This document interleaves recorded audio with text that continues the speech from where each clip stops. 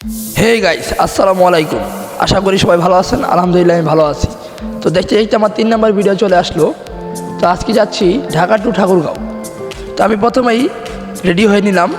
আজকে যাওয়া পথে হুট করে আর কি, কোনো প্ল্যানিং করে না, হুট করে যাচ্ছি।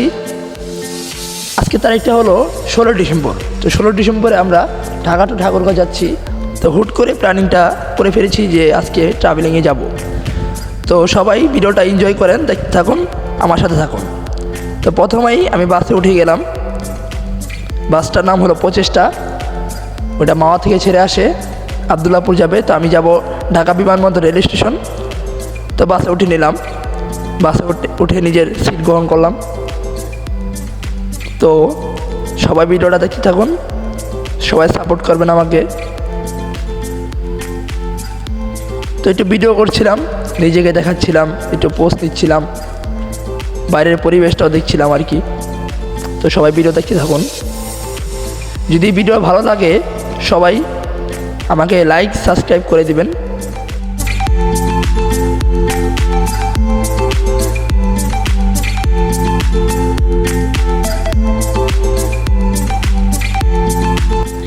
তো চলে আসলাম, কাছাকাছি চলে এসেছি আমরা।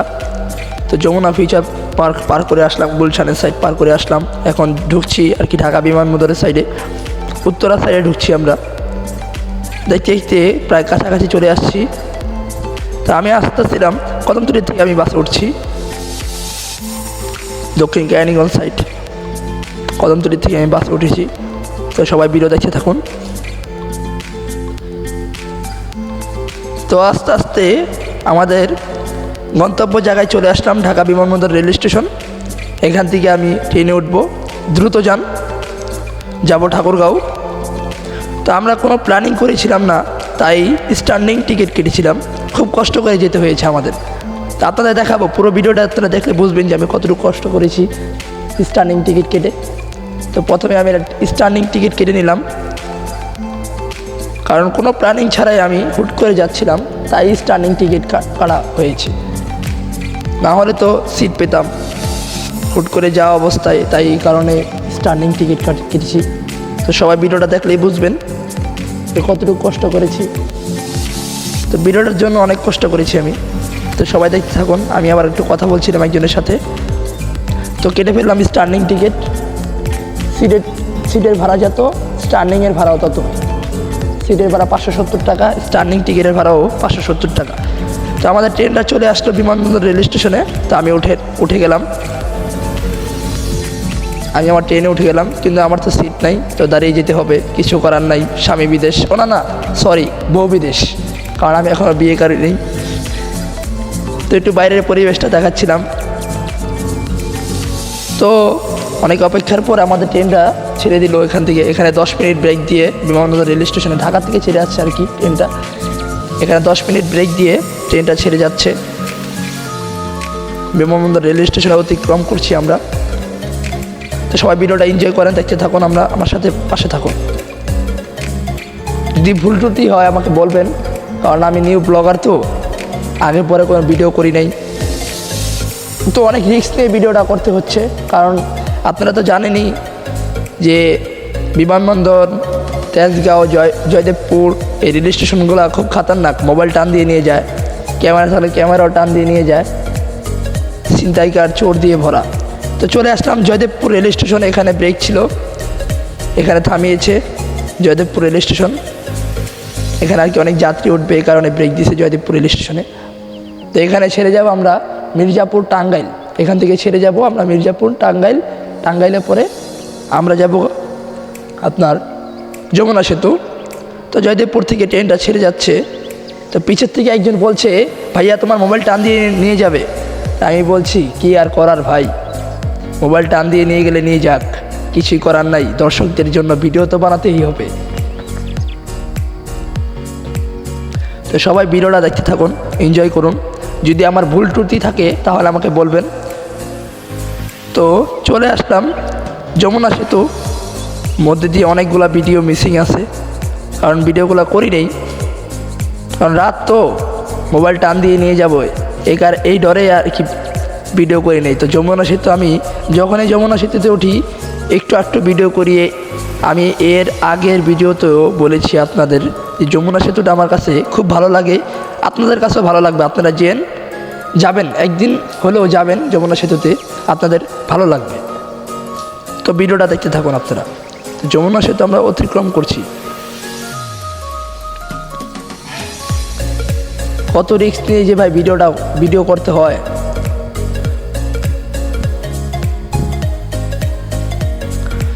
তো সবাই যমুনা সেতুটা দেখেন, এনজয় করেন, পরিবেশটা উপভোগ করেন, আমিও করছি।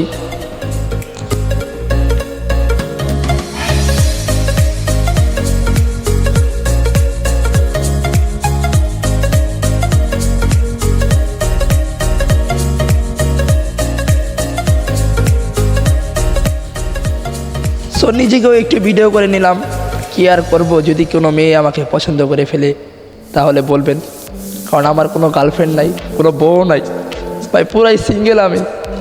কেউ যদি থাকো আমাকে মেসেজ দিও, আমি সিঙ্গেল আছি। যদি আজকে মিঙ্গেল থাকতাম তাহলে গার্লফ্রেন্ড নিয়ে ভিডিও বানাতাম। সিঙ্গেল বলেই আজকে একা, কেউ নাই, কোনো সাথী নাই লগে, একা একাই ট্রাভেলিং করছি। তো সবাই দেখতে থাকুন। এই দেখেন কত কষ্ট করছি, এক সাইডে বসে আছে আর কি করার বলেন। মানে জীবনটাই পুরো তেনা ট্রাভেলিংয়ের জন্য। কি আর করব বলেন, আমার ট্রাভেলিং খুব পছন্দ, ট্রাভেলিং ছাড়াই বাঁচি না। তো দেখতে দেখতে চলে আসলাম নাটোর রেল স্টেশন। এখানে নেমেছিলাম, অনেকক্ষণ দাঁড়িয়েছিলাম আমি, কারণ আমার স্ট্যান্ডিং টিকিট। তো দেখতে দেখতে নাটোর চলে আসলাম, এখানেও একটু ভিডিও করছিলাম। তো সামনে এক ভাই স্মোকিং করছিল, উনি আবার আমাকে বলছিল ভাইয়া আপনার মোবাইলটা টান দিয়ে নিয়ে যাবে। তা আমি বললাম যে না ভাই, আমার অভ্যাস আছে, কি আর করার, ভিডিও তো করতেই হবে ভাই, কারণ আমার সাবস্ক্রাইবারদের জন্য ভিডিও তো করতেই হবে বলেন। উনি বলছিল যে ভাইয়া মোবাইলটা ভিতরে নিয়ে নেন, মোবাইলটা টান দিয়ে নিয়ে যাবে। আমি বললাম ভাইয়া নিবে না মোবাইল, সমস্যা নাই, শক্ত করে ধরে রাখবো। তো আমরা নাটোর রেল স্টেশন অতিক্রম করে চলে আসলাম। এখানে আবার আউটারে ব্রেক করেছিল, সম্ভবত এটা নাটোরের পরে আব্দুলপুর জংশনে ব্রেক করেছিল। এখানে অনেকক্ষণ দাঁড়িয়েছিলাম আমরা এখানে। প্রচুর শীত। উত্তরবঙ্গে যারা গিয়েছে তারা বলতে পারবে যে উত্তরবঙ্গে কতটা শীত পড়ে। তো পুরাই আন্ধার, কারণ রেল স্টেশনটা কোনো জংশনও না, কোনো ট্রেন থামায় না, ক্রসিংয়ের কারণে আর কি এখানে থামিয়েছিল। তো আস্তে আস্তে চলে আসলাম, এটা কি রেল স্টেশন জানিও, ও ভুলে গিয়েছি, সান্তাহার রেল স্টেশনে চলে আসলাম আমরা। দেখতে দেখতে চলে আসলাম সান্তাহার রেল স্টেশন। সান্তাহারের পরে আছে আক্কেলপুর, জয়পুরহাট, আর অনেকগুলো রেল স্টেশন আছে। আপনারা দেখতে থাকুন ভিডিওটা। কি আর করার ভাই, বউ নাই, জিএফও নাই, আর সিঙ্গেল বলে কথা, একা একাই ভিডিও বানাচ্ছি। আজকে যদি একটা বউ থাকতো, একটা জিএফ থাকতো, তাহলে বউকে নিয়ে ভিডিও বানাতাম।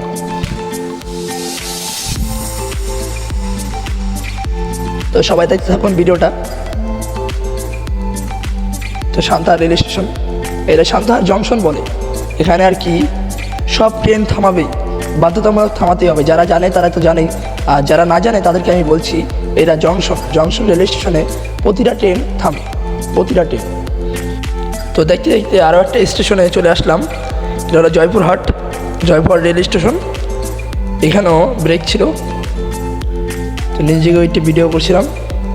দেখতে দেখতে আরও একটা স্টেশনে চলে আসলাম, জয়পুরহাট রেল স্টেশন। তো দেখতে দেখতে চলে আসলাম আমরা পার্বতীপুর রেল স্টেশন। ট্রেন থামানোর আগে আমি লাফ দিয়ে নেমে পড়েছি, ট্রেন আমাকে রেখে চলে যাচ্ছে। তো পার্বতীপুর রেল স্টেশন, এটাও জংশন স্টেশন, পার্বতীপুর জংশন। 2 নম্বর প্ল্যাটফর্মে ট্রেন থামিয়েছে। তো অনেক শীত আর কি, আমিও কানটুপি লাগিয়ে ফেলেছি। অনেক শীত। উত্তরবঙ্গে যারা যায় তারা জানে যে উত্তরবঙ্গে কতটা শীত পড়ে আর কি। আমি যেদিন গিয়েছিলাম 16 ডিসেম্বর, ওখানে 11 সেলসিয়াস ছিল, 11 সেলসিয়াস। তো এখানে পার্বতীপুর জংশন স্টেশনে ট্রেনটা থামিয়েছে। এখানে ইঞ্জিন খুলছে আর কি, ইঞ্জিন চেঞ্জ হবে। এত দূরের থেকে আমাদেরকে ইঞ্জিনটা নিয়ে আসছে, ইঞ্জিন গরম হয়ে গিয়েছে, তো এখানে ইঞ্জিনটা চেঞ্জ করা হবে। সেই ঢাকার থেকে আমাদের এত দূরে নিয়ে আসছে ইঞ্জিনটা। তো নিজেকে একটু ভিডিও করছি পার্বতীপুর জংশনে। তো ইঞ্জিনটা খুলছে, ইঞ্জিনটা এখন চলে যাবে গোডাউনে, নতুন একটা ইঞ্জিন আসবে, এটাও নতুন ইঞ্জিন। তো আরও একটা নতুন ইঞ্জিন আসবে, ওটা লাগাবে। তো দেখতে থাকুন আপনারা ভিডিওটা, যদি ভালো লাগে একটা লাইক সাবস্ক্রাইব করে দিবেন। তো আস্তে আস্তে চলে আসলাম পার্বতীপুর জংশন পার হয়ে চলে আসলাম চিরিবন্দর রেল স্টেশন। চিরিবন্দর রেল স্টেশন, এখানে ব্রেক আছে। তো আমাদের ট্রেনটার নাম ছিল দ্রুতযান এক্সপ্রেস। নাম দ্রুতযান এক্সপ্রেস হলো কাম দ্রুতযান এক্সপ্রেসের মতো না। এটা হলো ঢাকা থেকে ছেড়ে যায় পঞ্চগড় পর্যন্ত। তা আমি ঠাকুরগাঁও যাব। নামটা যদি দ্রুতযান হয়, কামটাও হতে হবে দ্রুতযান, কিন্তু কামটা দ্রুতযানের মতো করে না। তো চিরিবন্দর স্টেশনে আমিও নিজেকে একটি ভিডিও করছি, ভিডিওটা আপনারা দেখতে থাকুন, আমার সাথে থাকুন, পাশে থাকুন। তো আস্তে আস্তে চলে আসলাম দিনাজপুর রেল স্টেশন। অনেক বড় রেল স্টেশন, খুব সুন্দর একটা রেল স্টেশন। সকাল হয়ে গিয়েছে, তখন বাজে সকাল 5টা, না 5টা বেশি বাজে আর কি, 6টা কাছাকাছি, 6:45 বাজে। সকাল ভোর হয়ে গিয়েছে, কুয়াশা ভাব। শ্রীগন্ধা বগিতে আমার টিকিটটা ছিল স্ট্যান্ডিং টিকিট। আমি তো দাঁড়িয়ে দাঁড়িয়ে যাচ্ছি, প্রায় 8 থেকে 10 ঘন্টার জার্নি দাঁড়িয়ে দাঁড়িয়ে গিয়েছি, খুব কষ্ট করে। তো দিনাজপুর স্টেশনে একটু নামলাম আমি।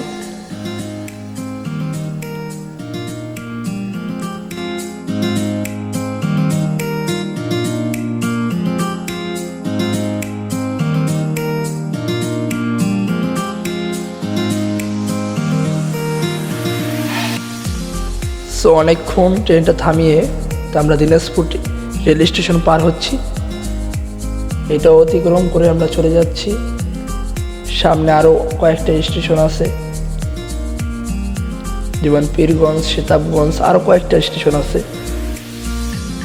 আমরা দিনাজপুর পার হয়ে একটা ব্রিজ পার হচ্ছি। কুয়াশা ভাব, প্রচুর কুয়াশা এখানে। পরিবেশটাও খুব সুন্দর, অস্থির পরিবেশ, আবহাওয়াটাও খুব অস্থির, কুয়াশা। আমার কাছে ভালোই লাগছিল, আমি আমার সিটে বসে আর কি ভিডিও করছি। তো এক কথায় পরিবেশটা মারাত্মক লেভেলের সুন্দর। আপনারা নিজ চোখে দেখলে বুঝতে পারতেন, ক্যামেরায় তো অত একটা সুন্দর দেখা যায় না। আপনি খালি চোখে যেটা দেখতে পারবেন, ক্যামেরায় সেটা দেখতে পারবেন না। তো এক কথায় পরিবেশটা অস্থির লেভেলের সুন্দর ছিল। তো পরিবেশটা আপনারা উপভোগ করেন, আমি তো উপভোগ করেইছি, আপনারা করেন। আর ট্রেনটাও দ্রুতযানের মতো দ্রুত লেভেলে টানছে, খুব জোরে টানছে ট্রেনটা, প্রায় 80+ ট্রেনটা টানছে, কিন্তু বোঝা যাচ্ছে না কুয়াশার কারণে যে ট্রেনটা টানছে। তো কালকে রাতে দেখাতে পারি নাই ট্রেনের, এটা হলো ট্রেনের কেবিন সাইড, খ বগি কেবিন সাইড। তা আমি এই খ বগিতে শ্রীগন্ধায় দাঁড়িয়েছিলাম। তো আস্তে আস্তে চলে আসলাম সেতাবগঞ্জ রেল স্টেশন। এইখানেও ব্রেক আছে, তো এখান থেকেও চলে যাচ্ছি সেতাবগঞ্জ রেল স্টেশন পার হয়ে যাবো, অতিক্রম করে চলে যাব। তো এখন চলে আসলাম পীরগঞ্জ রেল স্টেশনে। একটা ক্রসিং আছে, তাই 2 নম্বর প্ল্যাটফর্মে ট্রেনটা থামিয়েছে। এখানে ক্রসিং হবে বাংলামান্দা ট্রেনটা এখানে ক্রস হবে। বাংলামান্দা ট্রেনটা যায় আপনার রাজশাহী, ওটা পঞ্চগড় টু রাজশাহী। বাংলামান্দা ট্রেনটা ওইটাই ক্রসিং হবে, ওইটার জন্য দাঁড়িয়ে আছে, অনেকক্ষণ দাঁড়িয়েছিল এখানে ট্রেনটা, প্রায় 20 মিনিটের মতো এখানে ট্রেনটা থামিয়ে রাখবে, আমি জানি, কারণ ক্রসিংয়ের জন্য এখানে অনেকক্ষণ ট্রেনটা থামিয়ে রাখবে। পীরগঞ্জ রেল স্টেশন, প্রায় অনেকক্ষণ ওয়েট করার পরে ট্রেনটা চলে আসলো, বাংলাবান্ধা এক্সপ্রেস। এটা রাজশাহী যাবে, পঞ্চগড় থেকে ছেড়ে আসছে, রাজশাহী চলে যাবে ট্রেনটা। তো ভিডিওটা আপনারা দেখতে থাকুন, এনজয় করুন। ভালো লাগলে একটা লাইক সাবস্ক্রাইব করে দিবেন, শেয়ার করে দিবেন ভিডিওটা, আমাকে সাপোর্ট করবেন সবাই। তো আবারও পীরগঞ্জ রেল স্টেশন পার হয়ে চলে আসছি। পরিবেশটা এতই সুন্দর, এই পরিবেশটা পুরাই মারাত্মক লাগছিল আমার কাছে। কার কাছে কেমন লাগছিল আমি জানি না, আমার কাছে অনেক মারাত্মক লাগছিল এই পরিবেশটা। সূর্যোদয় দেখলাম, নিজের চোখে সূর্যোদয় দেখলাম আমি, খুব মারাত্মক লেভেলের অস্থির পরিবেশ।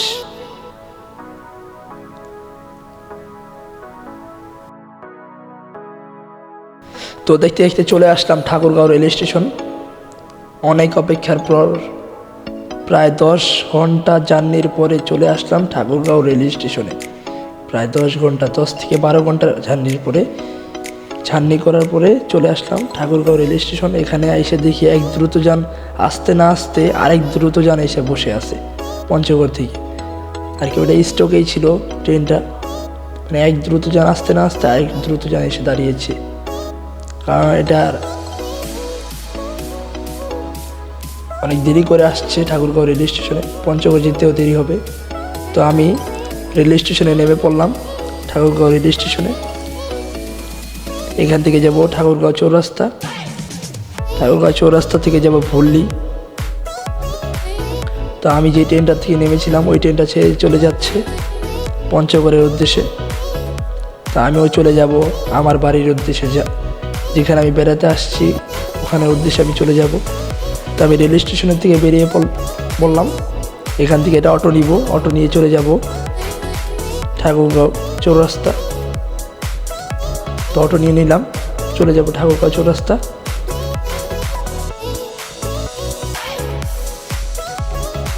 ঠাকুরগাঁও শহরটা আপনাদের দেখাচ্ছি, আপনারা দেখেন। আমার কাছে ভালো লাগে, খুব ছোটোখাটো একটা শহর।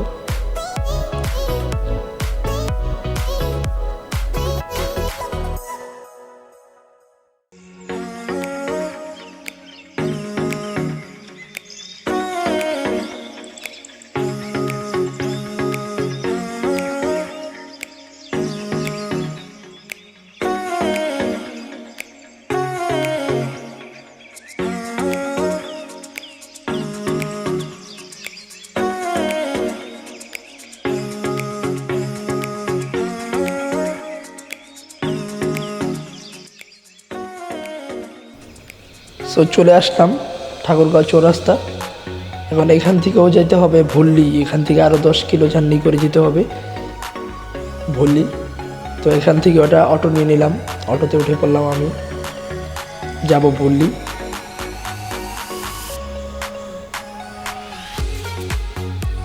প্রায় 8:30 বেজে গিয়েছে, তারপরও কুয়াশা কমে নাই, রোদও নেমে গিয়েছে, এত শীত দেখতেই পারছেন, কান টুপি লাগিয়ে বসে আছি। তো দেখতে দেখতে চলে আসলাম বাড়িতে, আঙ্কেলের বাসায় চলে আসছি ভুল্লি। ওই সামনে দেখতে পাচ্ছেন বিল্ডিংটা, ওটা আমার আঙ্কেলের বাসা। তো দেখতে এখন ভিডিওটা, সবাই আমাকে সাপোর্ট করবেন, এটা সাবস্ক্রাইব করে দিবেন, এটা লাইক করে দিবেন, অলওয়েজ সাপোর্ট করবেন। তো বাসায় রেস্ট নিয়ে খাওয়া দাওয়া করে চলে আসলাম ঠাকুরগাঁও শহরে। আরেকবার ঠাকুরগাঁও শহরে চলে আসলাম একটু ঘোরাঘুরি করার জন্য। কী করবো বলেন, বাসায় বসে থাকতে তো আর ভালো লাগে না, তাই চলে আসলাম ঠাকুরগাঁও শহরে ঘুরতে, একটু ভিডিও করতে চলে আসলাম ঠাকুরগাঁও শহরে। তো 17 ডিসেম্বর রাত ঢাকা থেকে রওনা দিয়েছিলাম, 16 ডিসেম্বর রাতে ঠাকুরগাঁও এসে পৌঁছেছি 17 ডিসেম্বর সকাল 8টায়। তো ঠাকুরগাঁও শহরটা দেখে থাকুন। আর সবাই একটা কথা মনে রাখবেন, যদি আমার ভিডিও ভালো লেগে থাকে লাইক সাবস্ক্রাইব করে দিবেন, সাপোর্ট করবেন, পাশে থাকবেন। আমিও আপনাদের জন্য নতুন নতুন ভিডিও সামনে নিয়ে আসব। আরও নতুন নতুন অনেক ভিডিও পাবেন আপনারা। সামনে দেখতেই পাচ্ছেন সার্জেন্ট, এগুলো হলো পুলিশ নামে কলঙ্ক। ওদেরকে আমি দেখতেই পারি না, শালারা বকচোদ। শালাকে যদি পিড়ে মেরে দিতে পারতাম তাহলে ভালো লাগতো। তো দেখতে থাকুন ভিডিওটা, সবাই সাপোর্ট করবেন। ভিডিও ভালো লাগলে লাইক সাবস্ক্রাইব করবেন।